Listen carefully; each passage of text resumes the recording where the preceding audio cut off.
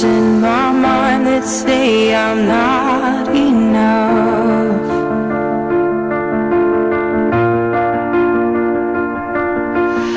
Every single lie that tells me I will never measure up.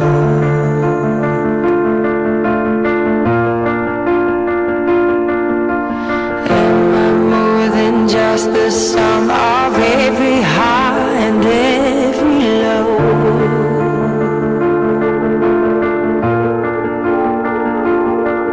Remind me once again just who I am, because I need to know.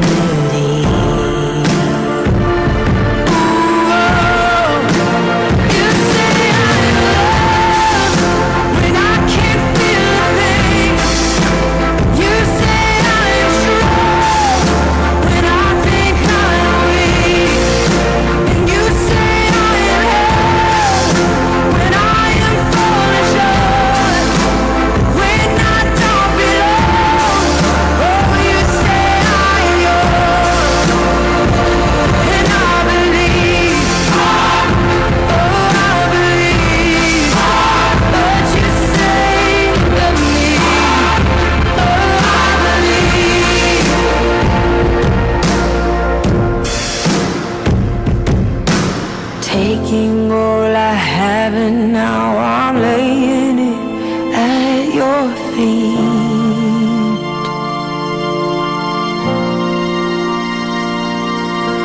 You'll have every failure, God. You'll have every victory.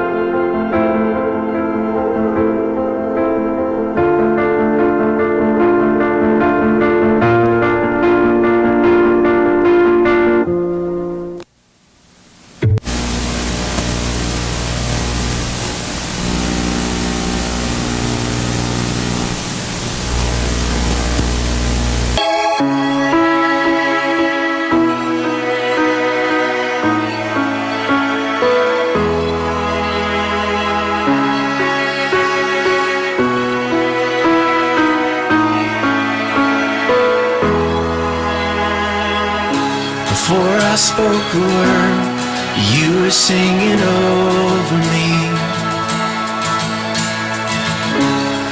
You've been so good to me. Before I took a breath, you breathed your life in me.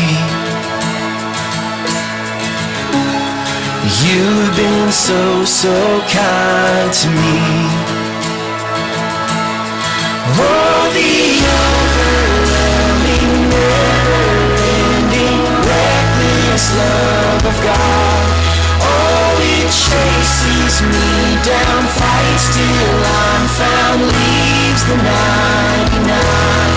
I couldn't earn it, I don't deserve it, still you give yourself away.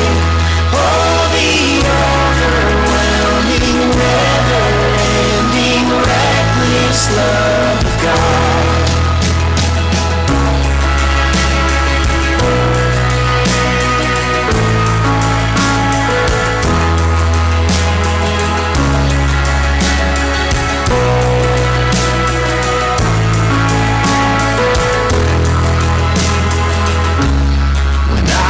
Your foe, still your love fought for me. You've been so, so good to me. When I felt no worth, you paid it all for me. You've been so, so kind to me. Oh, the overwhelming, never-ending, reckless love of God. Oh, it chases me down, fights till I'm found, leaves the 99. I couldn't earn it, I don't deserve it, still you give yourself away. Oh, the overwhelming, never-ending, reckless love of God, yeah.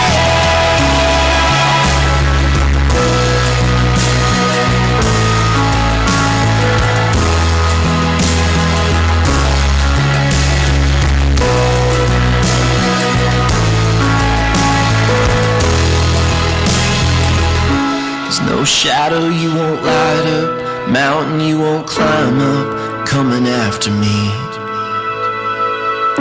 There's no wall you won't kick down, lie you won't tear down, coming after me. There's no shadow you won't light up, mountain you won't climb up, coming after me. There's no wall you won't kick down, lie you won't tear down, coming after me. There's no shadow you won't light up, mountain you won't climb up, coming after me. There's no wall you won't kick down, lie you won't tear down, coming after me. Oh, the overwhelming, never-ending, reckless love of God. Oh, it chases me down, fights till I'm found, leaves the 99. I couldn't earn it, I don't deserve it, still you give yourself away. Oh, the overwhelming, never-ending, reckless love of God, yeah.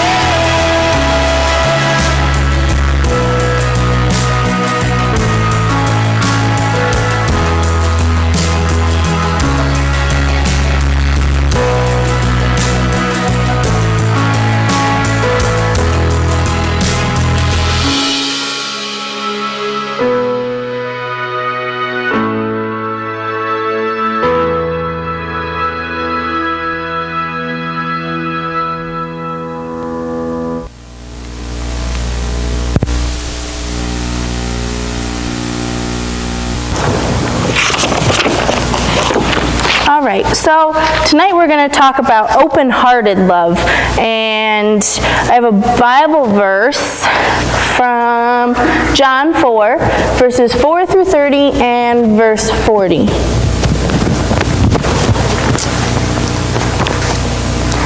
All right. Jesus had to go through Samaria, so he came to a Samaritan city called Sychar, near the plot of ground that Jacob had given his son Joseph. Jacob's well was there, and Jesus, tired out by his journey, was sitting by this well, and it was about noon. A Samaritan woman came to draw water, and Jesus said to her, "Give me a drink." His disciples had gone to the city to buy food. The Samaritan woman said to him, "How is it that you, a Jew, ask a drink of me, a woman, a Samaritan?" Jews do not share things in common with Samaritans. Jesus answered her, "If you knew the gift of God and who it is that is saying to you, 'Give me a drink,' you would have asked him, and he would have given you living water." The woman said to him, "Sir, you have no bucket, and the well is deep. Where do you get the living water? Are you greater than our ancestor Jacob, who gave us the well, and with his sons and his flocks drank from it?" Jesus said to her, "Everyone who drinks of this water will be thirsty again. But those who drink of the water that I will give them never will be thirsty. The water that I will give them will become in them a spring of water gushing up to eternal life." The woman said to him, "Sir, give me this water so that I may never be thirsty or have to keep coming here to draw water." Jesus said to her, "Go, call your husband and come back." The woman answered him, "I have no husband." Jesus said to her, "You're right in saying, 'I have no husband,' for you have had 5 husbands, and the one you have now is not your husband. What you have said is true." The woman said to him, "Sir, I see that you are a prophet. Our ancestors worshipped on this mountain, but you say that the place where people must worship is in Jerusalem." Jesus said to her, "Woman, believe me, the hour is coming when you will worship the Father, neither on this mountain nor in Jerusalem. You will worship what you do not know. We worship what we know, for salvation is from the Jews. But the hour is coming, and is now here, when the true worshipers will worship the Father in spirit and truth, for the Father seeks such as these to worship him, God in spirit, and those who worship him must worship in spirit and truth." The woman said to him, "I know that the Messiah is coming, who is called Christ. When he comes, he will proclaim all things to us." Jesus said to her, "I am he. I am the one who is speaking to you." Just then his disciples came. They were astonished that he was speaking with a woman, but no one said, What do you want?" or "Why are you speaking with her?" Then the woman left her water jar and went back to the city. She said to the people, "Come and see a man who told me everything I have ever done. He cannot be the Messiah, can he?" They left the city and on their way to him. So when the Samaritans came to him, they asked him to stay with them, and he stayed there 2 days. So that's a lot of stuff, a lot of words. So that's the story of the Samaritan woman at the well and Jesus meeting her. Now, I know that's kind of a common story, but we'll kind of go over it a little bit. How were women seen back in Jesus' time? They weren't. They weren't, exactly. They weren't seen, they weren't heard, this woman doesn't even have a name. There's lots of men in the Bible that have names. Women most times did not have a name in the Bible. So that shows you the importance of women back in Jesus' time. Also, the Samaritans we talked about before in one of our other studies, that they were seen as unclean and not good people, and the Jews and the Samaritans didn't get along, right? Yeah. So can you imagine this guy just coming up to a woman sitting by a well, a Jewish man coming up to a Samaritan woman sitting by a well and saying, "Hi, how are you today? Can I have a drink of water? Do you want a drink of water?" Just carrying out a conversation. So do you think the woman was surprised by this? Absolutely. I mean, I would be too, especially in that time. So this woman is very surprised, and so we're going to watch a video in a minute, and what we're going to talk about is how we can be kind and show love to people even if they're different from us. So this isn't like our enemies or something like that. This is more like people that we see as different, not like us, maybe minorities or people that are different from us. So we're going to watch a video on that.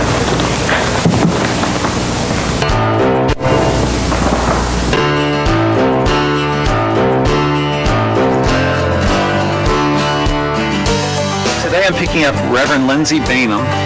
Lindsay's a colleague of mine, and she has an interesting story to share about open-hearted living, and I think she's going to be a great contributor.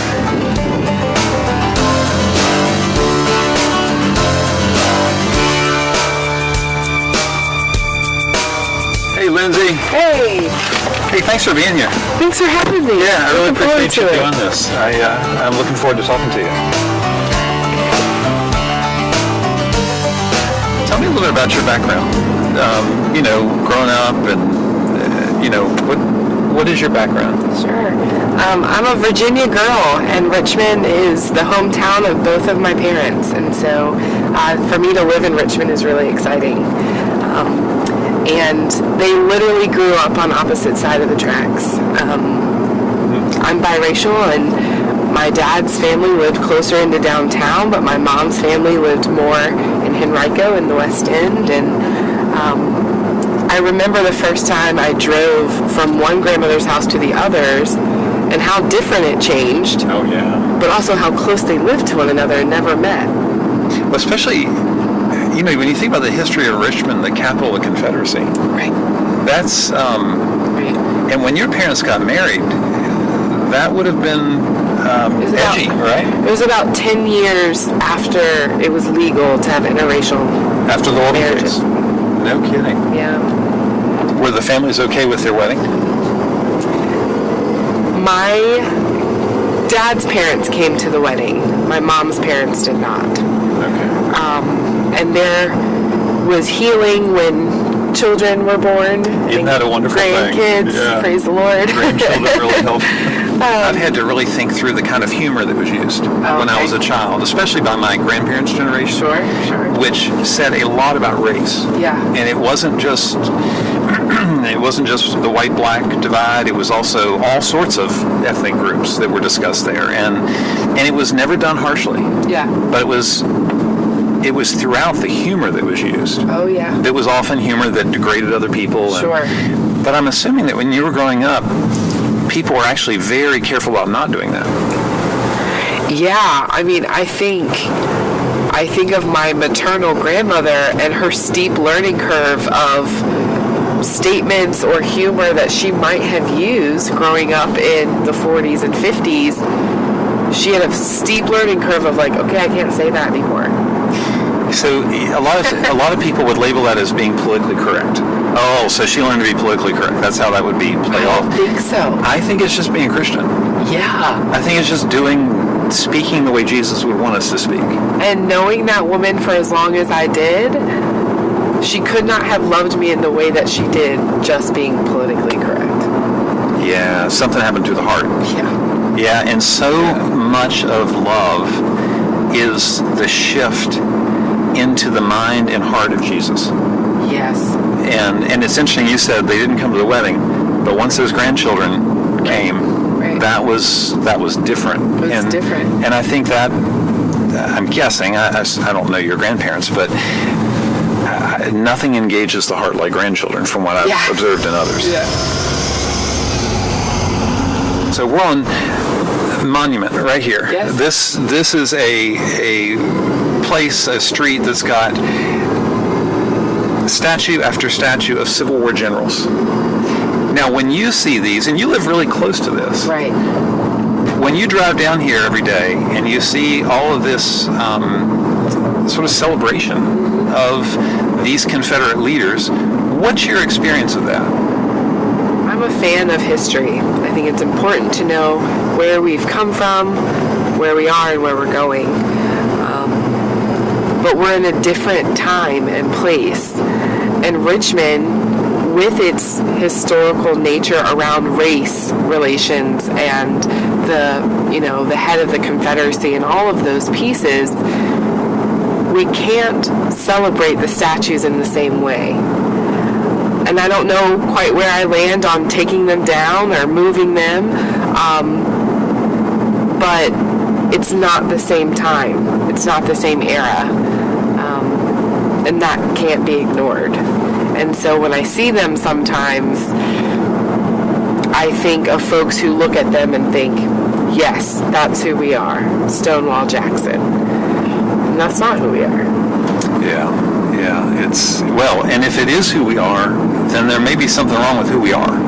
Yeah, so in the 90s, they added Arthur Ashe, who was a tennis star and Richmond native and heavily impacted education in Richmond, and loved this city. And he kind of bookends Monument Ave and all the statues, and that alone is showing, let's incorporate a fuller history of Richmond. So how do you experience the monuments? Robert E. Lee, I was taught in school and at home, was a premier military genius, which I think he was. Sure. What I wasn't taught is he was rebelling against the United States of America, and he was working to keep people enslaved.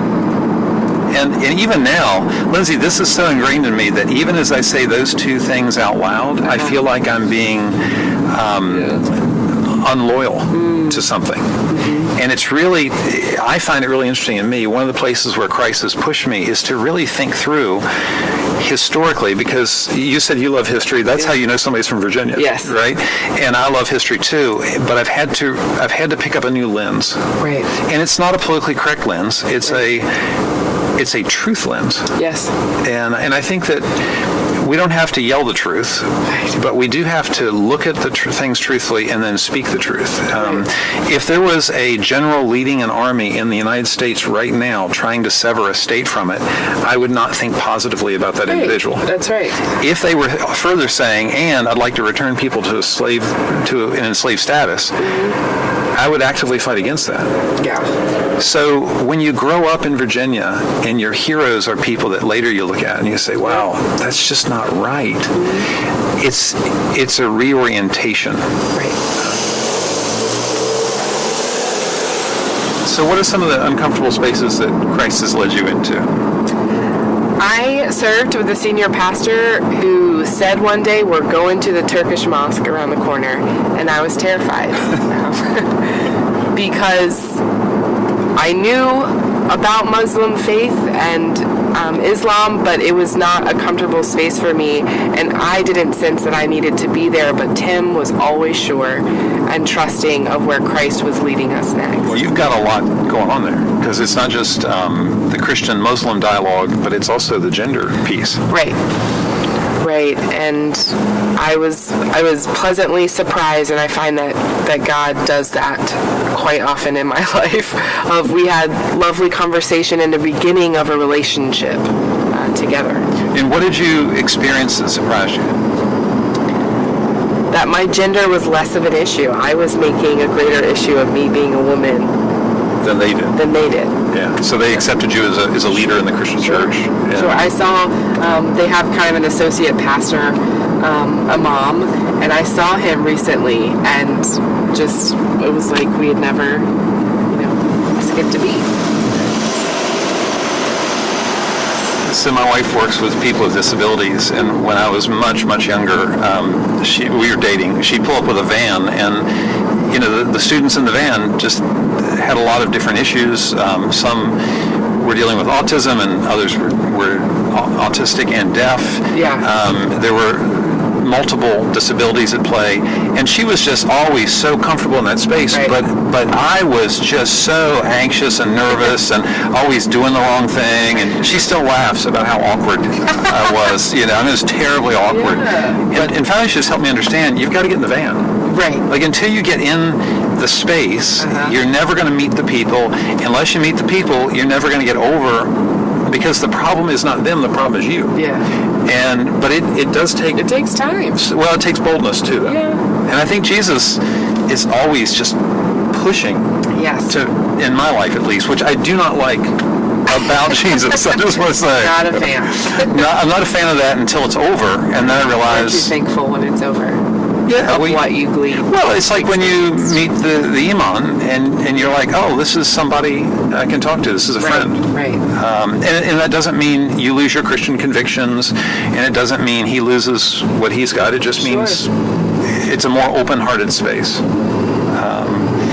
That's one of the things I really admire about Jesus is his ability to interact with people regardless. Right. He helps people become something new, but he accepts them where they are. Right.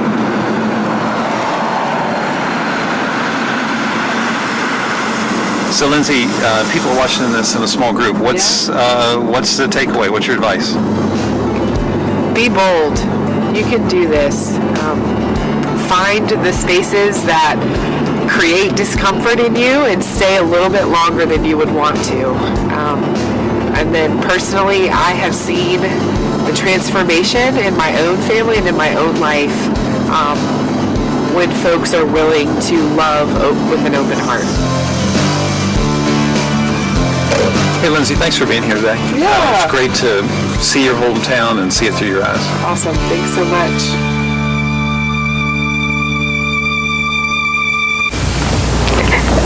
Oh, Aubrey's sleeping. Put her right to sleep for you. There you go. So some of that stuff, that can be difficult, huh? Difficult topics to talk about, and sometimes we walk on edge when we talk about certain things like race and gender and color and everything in between. But I really liked how Tom was saying about how his wife worked with kids or people with disabilities, and I work with children that have disabilities and special needs and some that do not. And a lot of times, well, when I go in there, I don't see them any differently. They're kids, and they all have their own special abilities. But sometimes when people come into the classroom that are new or not familiar with the place or different, they come in and you can see that moment of hesitation of a kid acts out and you see them go, no, and they get really scared about it. Or you see, maybe you go out and you see people that are with a group home or an organization, and sometimes people see them in the store and think, I'm not getting near them, something's going to happen. But he said the problem is not them, it's us. They're not a problem. They're living their life how they know how. They're living their life just the way they do. Just like anybody else. Maybe people of color, people of different genders, people of different races. They're all living their lives. And the problem, if we see a problem with them, it's us, right? That person might be different. It might be scary because they're different. But if we don't get to know them and the reason they are the way they are, then how do we know? How do we know? And we're different to them. And we're different to them too, that's right. They may look at us and say, hey, they're weird. Linda? It makes me think of Family Promise, where they don't look any different than we are, and we would always refer to them as them and us. Yeah. But, once you go there, and it's uncomfortable, but you realize that they're just us, Yeah. They are not different. There's no Yeah. difference. I went to a seminar one time, and it was a Mennonite woman was talking about being Mennonite and different culture and things. And she said she was walking down the street in Penyan, and there was a guy a young gentleman walking towards her, and he looked at her like she had 3 heads. And she said, yeah, I dress different, but he had green hair. It's like, Good point. who's the weird one here, she said. I find it interesting that it seems like that's more of a thing that adults do than children. If you talk to children, they can go up and talk, and that that barrier is gone. They don't see that barrier. It doesn't exist for them. Yeah. And So learn. yeah, We should categorize people.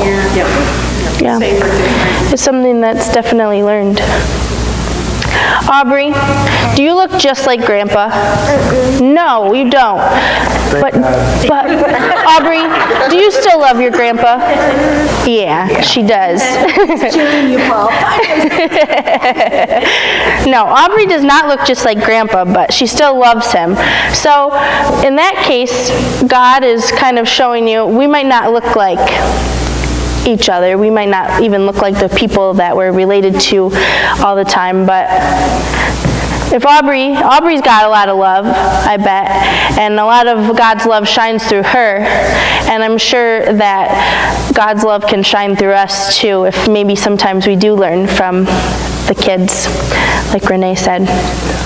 I had a lot of other things written down, but I kind of, after watching this again, I was like, went off on a different way. But I think this has been some good conversation. And Jesus pushes us where we are. He pushes us and he accepts us where we're at, though. So he might say, I know you're struggling with this task. I know you're struggling with helping people that look different from you. But he accepts us. He says, okay, I understand that you're struggling with that, but now I'm going to push you. I'm going to push you farther. So maybe I have a friend, he's from Africa, and he always comes into a room, and we had a talk about race and color before, and he always says, when I come into a room, it's all white people. How do you think I feel? When you walk into a room of all black people, how do you feel? That's exactly how I feel when I walk into a room with all of you. So, it's really not about our color, about what we look like.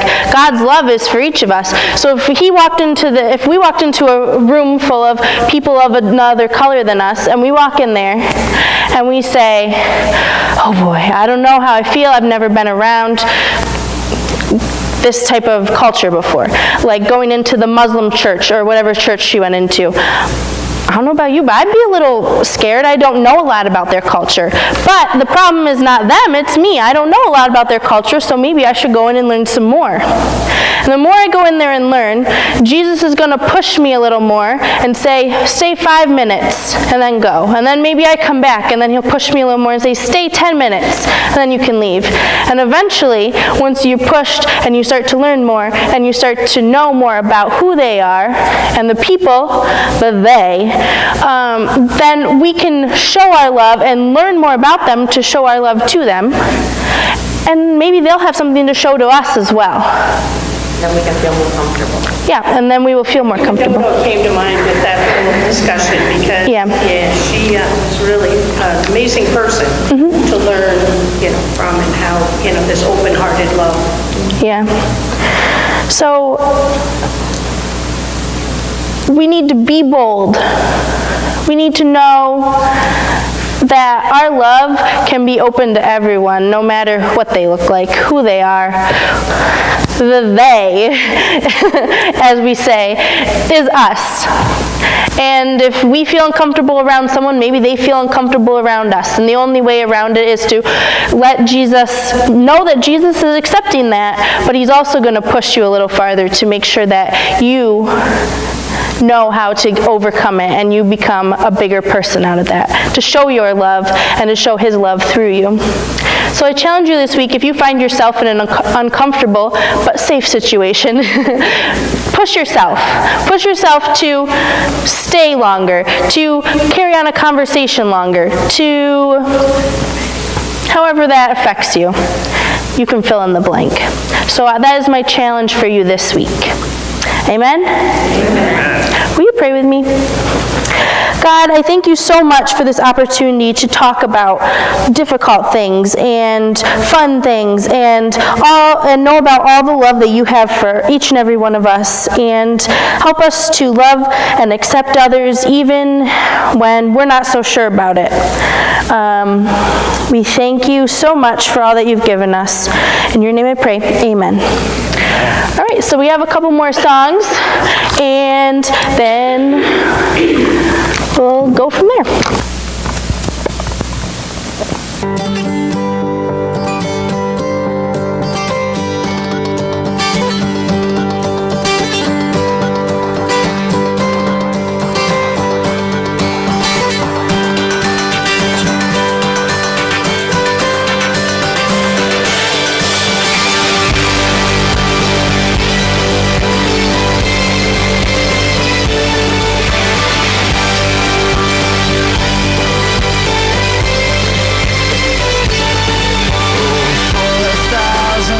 To sing my great Redeemer's praise, the glories of my God and King, the triumph of His grace.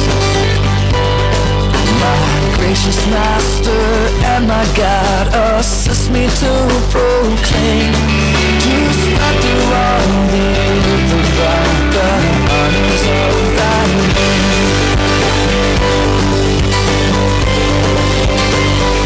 So come on, sing out loud, and go loud. There is one great light, Jesus.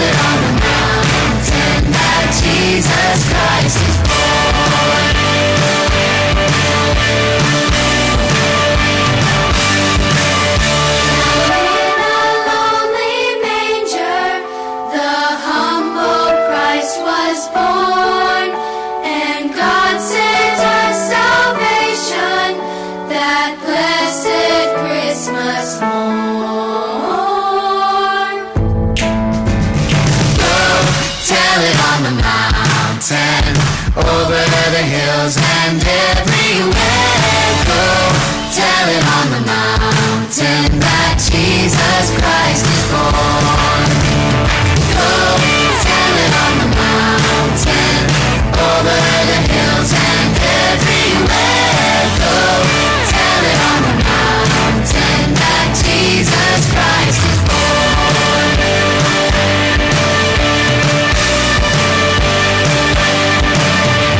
Go tell it on the mountain.